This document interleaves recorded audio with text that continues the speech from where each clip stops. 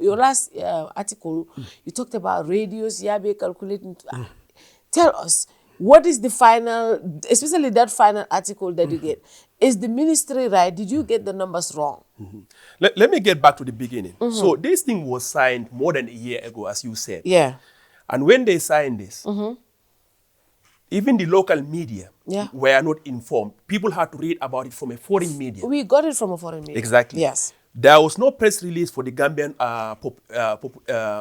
Gambian people about such an important agreement that basically covers I can say our most valuable asset. Asset, yes. Yes. They did this, the negotiation and everything was done in secret. And it was signed. Yeah. And when it was signed, the government, they talk about transparency and everything else. If they wanted it to be transparent, during when the whole negotiation started, that's when people should have been informed about it. Yeah. People could have been consulted. People could have given their input. The whole process also, even the National Assembly could have been informed. Yeah. But the reality is, they went and in fact tried to hide behind the Public Finance Act, saying that gave them the right to sign this agreement without the involvement of the National Assembly. The fact is that anyone who looks at that agreement, you will find out that that agreement was not signed in the best interest of the country. Yeah. The value of the analysis that needs to be done, the work that the ministry needs to be done to actually value that property, the bridge, they didn't do it. They didn't do it. The amount Africa50 came and offered, that's what they grabbed. It's like if I leave my house in your hands, somebody comes, the first offer they gave you, you just grab it without trying to ascertain what's the value of the house, negotiate for something better. This bridge doesn't belong to Seedy Keita or his boss, Adam Barrow. This bridge was a grand project that was given to the Gambia government. So it belongs to all of Gambia. It can benefit us for decades. Yet you go and sign it at a bad deal. Basically, you sold it for 25 years. And during that agreement, you went and said, in that 25 years, there will be no competing bridge for 100 kilometers.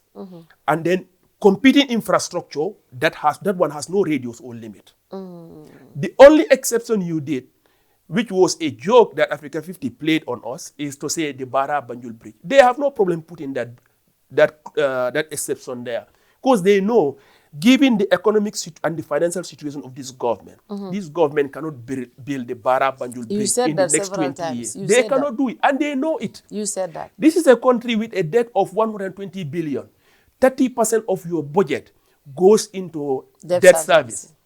Your total budget is not even $1 billion. Your total budget is about $600 to $700 million. A Bara Banjul Bridge is going to cost more than $2 billion.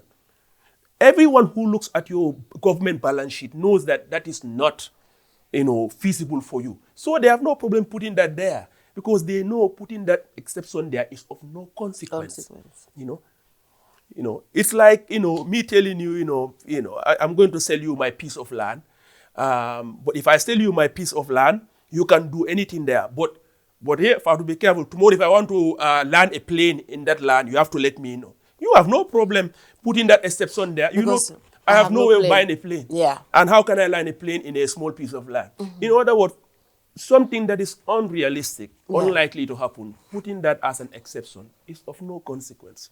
So this is the point the government, the only thing, since this thing was signed, the only thing they kept telling people is like, oh, we are doing asset recycling. But asset recycling, what does it mean? It means that if you go and then you get money for an asset, that money has to go into building a specific infrastructure. This is why it's called recycling, not sale or mortgage. But what have these people done? Each money they've received from Africa50, they've put it in each year's budget. They are spending in each year. So there's no asset recycling. They have basically mortgaged and sold this bridge for the next 25 years. And then to go and say, you are responsible for the development of the country, and there is no development more important than infrastructure. You go and agree, just so the investor can have a lot of return, nobody can compete with them. You told them that for 100 kilometers around the bridge, no other bridge can be built, and then no competing infrastructure, including ferries. Can be. So that means in Janjambure and other areas, we cannot even have ferries there now. New ferries, was that what it means when he says no ferries? No, basically, I mean, you see, at some point we'll be left at the mercy of Africa50. They can challenge it, and if the Gambia government wants to do some infrastructure, they challenge it. The Gambia government will have to back down, because there will be, if they don't like, the agreement says that if there's any dispute, it doesn't get settled in the Gambia. No. It goes to international arbitration, where they are on equal footing. And that agreement is clear-cut. The Gambia government, we were represented by an incompetent team of Seedy Keita and some assistant that he has. Instead of getting good lawyers who will be looking out for the interests of the country, they went and signed an agreement that is completely one-sided. So, if tomorrow we want to build, let's say, I won't even worry. Something that is even more needed, instead of that is more feasible, would be like a bridge between Kiang and Kerewan. That would be violating the clause in there. Yes. The minister, if you want to put a bridge around Jareng and Kaur, it will be violating that clause.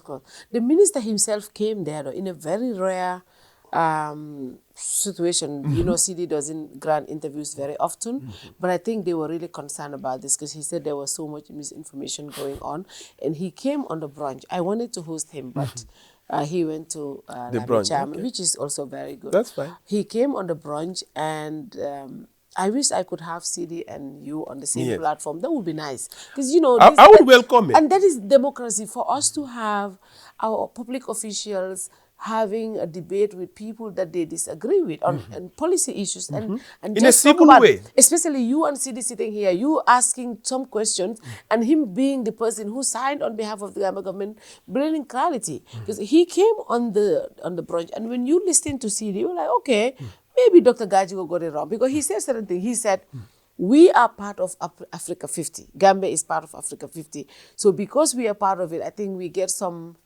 I don't know, he said something, but he also talked about, apart from the 100 billion, we also have some percentage that we will get. And he also said this contract doesn't even have to be 25 years. There are some other details there. For example, if they make their revenue between a certain period of time, there were some other clauses there. So he did clarify a lot of things. Did you look at all of those things? Believe me, that's all clear in the thing, which is why I said, if you believe, I mean, what he's saying, if he believes everything, and he wants to be absolutely transparent, let him release all the relevant information. Is that not all the relevant information? No, the contract is not the only one. Okay. The contract, to understand the numbers, there is a traffic study that goes with it. Okay. There is a financial model that goes with it. That is the one that will tell you, if they make all of their returns in a short period of time, when is that likely or not? That's a traffic study. That traffic study is also what will tell you whether the 100 million that they got in upfront payment is a good amount or not. See, the whole tactic of this government is, instead of being upfront, releasing all of the information, people read it and make informed judgment and comments. Only when they are pressed, they have no choice. They go and strategically and selectively release some information. Now, who prevented this government from not releasing the contract in the first place? Before I came in. Before, there would be no situation for anybody to say that I'm releasing misinformation or anything. If the information, they had given us, access to information. Exactly. If they had released that. But initially, if anybody had asked them, they would have concocted a whole story saying, oh, we have confidential information there, this and that. But now, given that people are outraged about this clause in there, they had no choice than to release that. But even then, they are still being selective. Release the traffic study, release the financial model, so that people can make an informed judgment. Let me clarify the thing about Gambia being part of. Gambia is not part of Africa50. Africa50 is a creation of, I was at ADB when Africa50 was created. Okay. Africa50 is created by the ADB to run autonomously. It's headquartered in Morocco, to run purely as a commercial institution. In other words, Africa50 will operate in a way that's not different from any private investor. That's why they are created in that way. They are going to focus on infrastructure issues in Africa, but they are supposed to operate as a commercial entity. If Africa50 starts making losses, the current head and management would lose their jobs. Their role there is to go and make money. Yeah. The Gambia government or any other party that is going to work with Africa50 on any project, you have to negotiate with them, looking out for your interests, just like Africa50 will look out for its own balance sheet interests. Many times, Seedy Keita and his government, they naively kept saying that, oh, Africa50 is a creation of African Development Bank, and they are as if the fact that it's an entity created by ADB, they don't need to do their due diligence. Those people will do work for them. Those people have their terms of references and their responsibilities. It does not include looking out for the financial interests of the Gambia. That's not their responsibility. That's the responsibility of senior Gambian officials like Seedy Keita, which he failed to do. So in an agreement like this, they are going to go in negotiation to find the agreement that best suits Africa50. It is the responsibility of our leaders, of our representatives, our public officials, when they are dealing with Africa50. It doesn't even have to be Africa50, whether it's the African Development Bank or any World other, Bank or anyone. Yeah. You go, it doesn't matter who created that entity. You go and negotiate the best deal for the country. Yeah. You know, this is what they fail to do. And this is, go ahead. Yeah. So this is what they fail to do. So Africa50 created a structure here, which is the bridge. There will be some amount they'll pay the government upfront in several tranches, which is the 100 million will be paid in 3 tranches. Yeah. And then an entity will be formed. This entity is called a special purpose vehicle that will own the bridge. But up to like 85% of that will be owned by Africa50. Yeah. The government will have some shares. Yes. But that is equity. Yeah. So as the bridge operates, it generates income. Africa50 will first use that to cover any expense that they need to during the operation of the bridge. Now, the returns from that, it will be split like that. Now, Africa50 has a lot of say on how that fund is going to be used. Government has no say in it. Okay. You know, they can cover a lot of their costs and other things before that splitting comes. And in the process, if they feel comfortable that they have reached a certain level of return that they are targeting, they might end the contract earlier than the 25 years. But other than that, the first and the most important priority of Africa50 is maximizing their return. That's their priority. What's their priority? Yeah. Everything else is secondary. The share the government will get, or any other small part. This is the part that he is not making clear to you.